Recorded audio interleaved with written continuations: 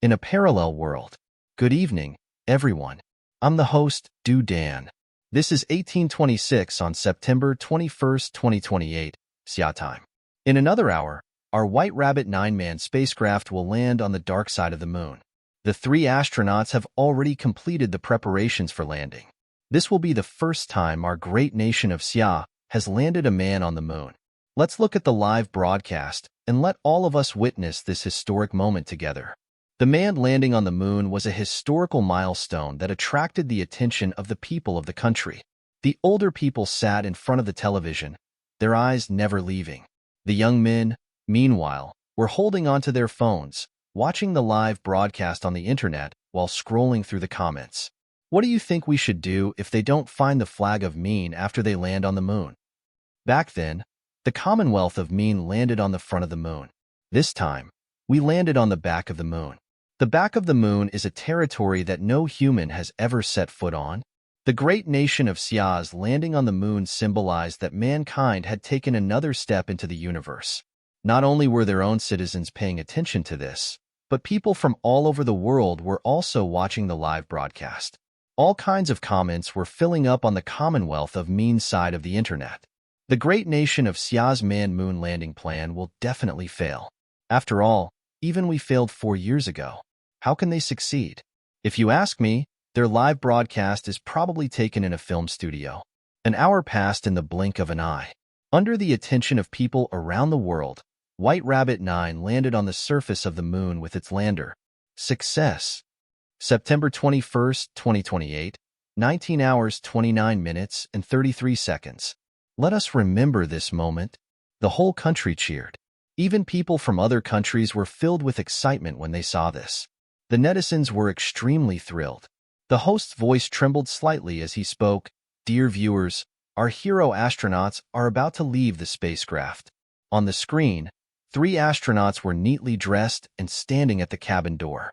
They waved at the camera and slowly turned the cabin door. The hatch opened, and just as everyone's eyes widened, they wanted to follow the astronaut's camera to take a look at the surface of the moon. But the live broadcast was interrupted. Where's the live broadcast? Why is it gone? What's going on? The netizens could not stand this. Who could, at a critical moment like this? After a few seconds, the screen continued.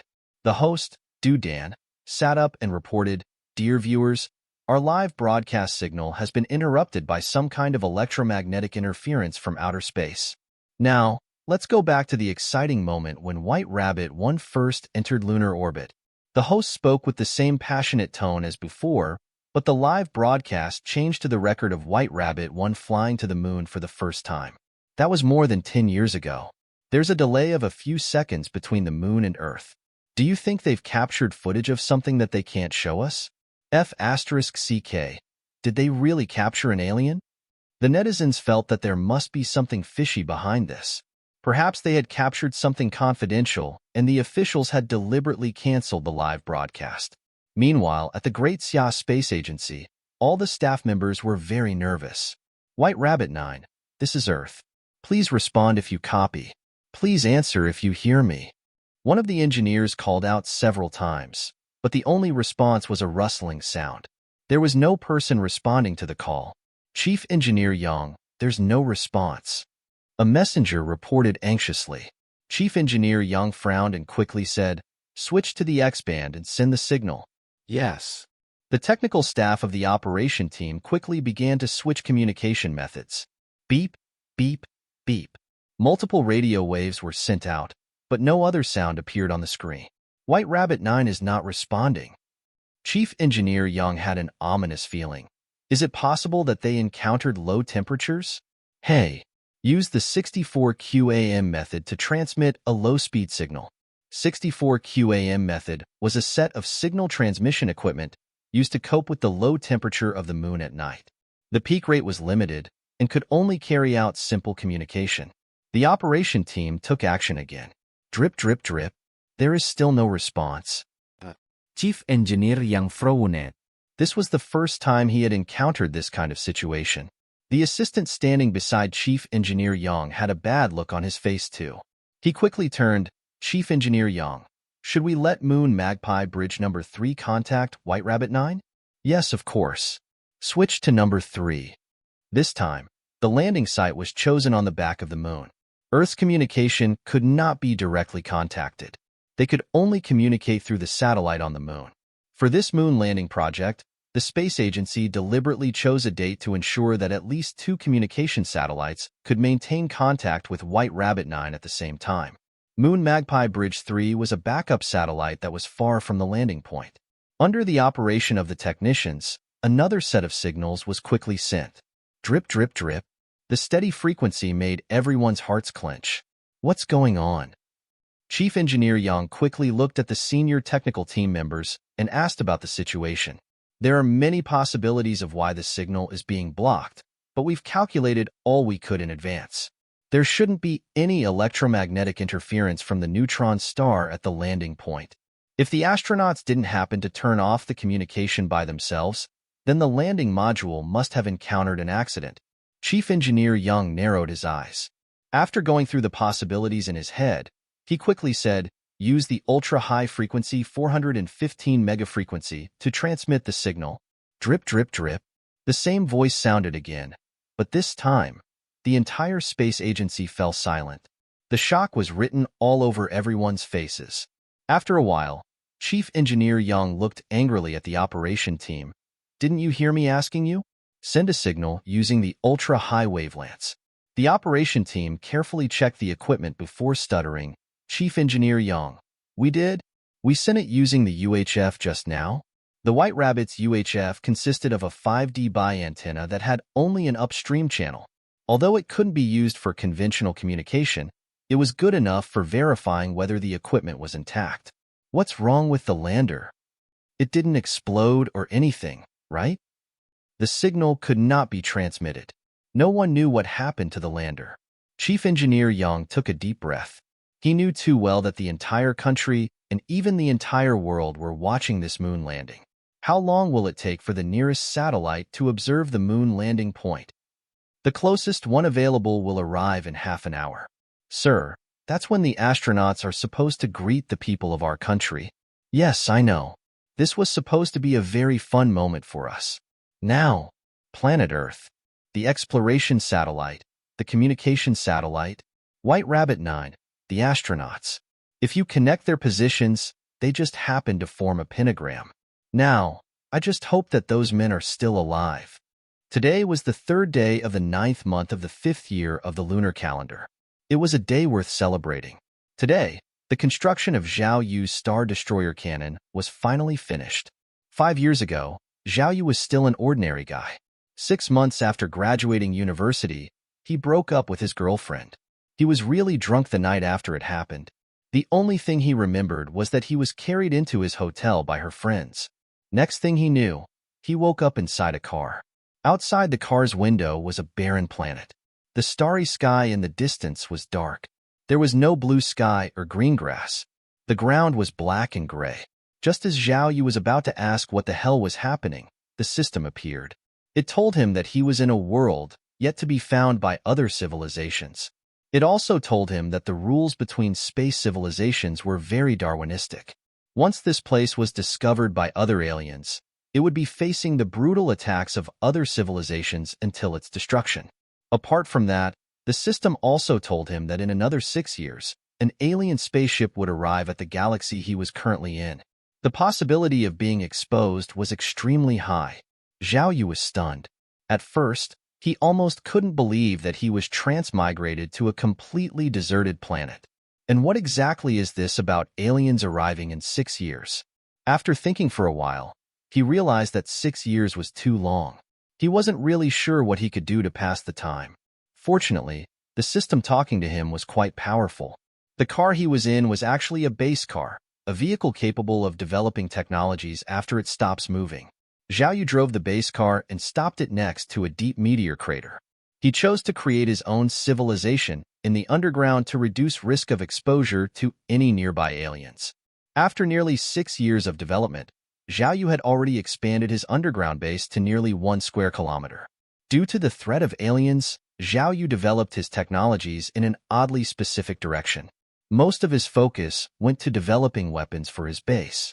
If there were anything that he developed that wasn't for military purposes, it would be technologies that were absolutely necessary for survival.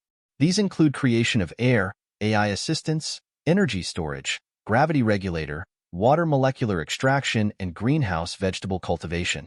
Yes, Zhao Yu's other technologies were all related to war, such as refined combat computers, sentinel fixed defense, laser defense modules, combat AI, and so on. Because of Zhao Yu's decision, his base was pretty much surrounded with hidden fortifications designed for defense. Apart from building his arsenals, Zhao Yu didn't give up on exploring and expanding the planet he was on. For this, he mainly relied on his army of intelligent mechanical robots that would patrol around the planet while putting on disguise.